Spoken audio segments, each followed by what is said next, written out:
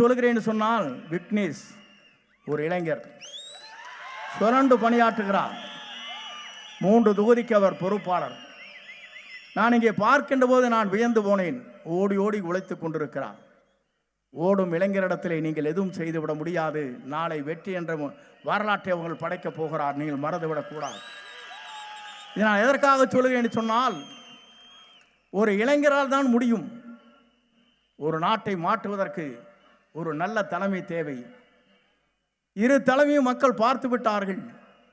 புரட்சி தலைவி அம்மாவுக்கு பிறகு இன்று நடைபெறுகிற ஆட்சியை பார்க்கின்ற போது, அலங்கோல ஆட்சி இன்றைக்கு நடைபெற்றுக் கொண்டிருக்கிறது. கொள்ளைகள் நடைபெற்றுக் கொண்டிருக்கிறது. சட்ட ஒழுங்கு சரியாக இல்லை. பெண்களுக்கு பாதுகாப்பில்லை. அதே போலதான் குப்பைகள் இங்கே குவிந்து கொண்டிருக்கிறது. அதை சரி செய்வதற்கு அவர்களால் முடியவில்லை. மரப்பாலத்திலே கட்டி முடிக்கப்படுகிற பாலங்கள், இங்கே ரயில்வே பாலங்கள் கட்டி முடிக்கப்படவில்லை. இங்கே இருக்கிற செக் போஸ்ட், அதில் ஆட்கள் இல்லை. நான் எதற்காக இதை சொல்கிறேன் என்று சொன்னால், அனைத்தும் மாற்றக்கூடிய சக்தி, ஒரே சக்தி நம்முடைய வெற்றி கழகத்துடைய தலைவராக இருக்கிற தளபதிக்கு மட்டும்தான் இருக்கிறதே தவிர யாருக்கும் இல்லை என்ற வரலாறு படைக்கப் போகிறோம். நான் இது எதற்காக சொல்கிறேன் என்று சொன்னால், வேடிக்கையாக சொல்லவில்லை. புரட்சி தலைவரோடு பயணத்தை செய்கிற போது இதைத்தான் சொன்னார்கள். நடிகர் நாடாள முடியுமா என்று கேட்டார்கள்.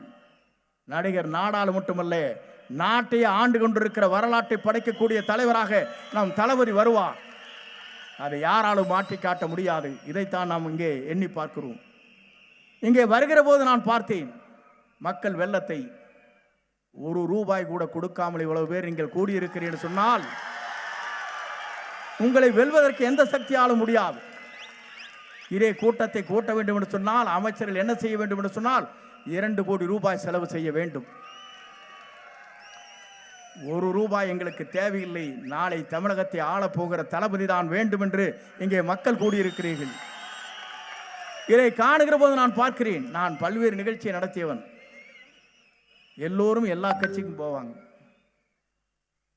எப்படி நடக்கிறது என்பதை பார்ப்பார்கள். இங்கே கூட ஒரு மகாநாடு நடைபெற்றது, திமுகவுடைய பெண்கள் மகாநாடு.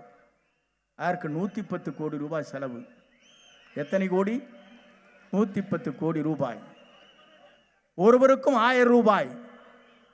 செல்வதற்கு பெண்களுக்கு சேலை, பேருந்து வசதி, அத்தனை பேரும் அங்கே வந்தார்கள். இங்கே எழுச்சி எப்படி இருக்கிறது என்பதை நாம் காணுகிறோம். அங்கே எழுச்சியே இல்லை.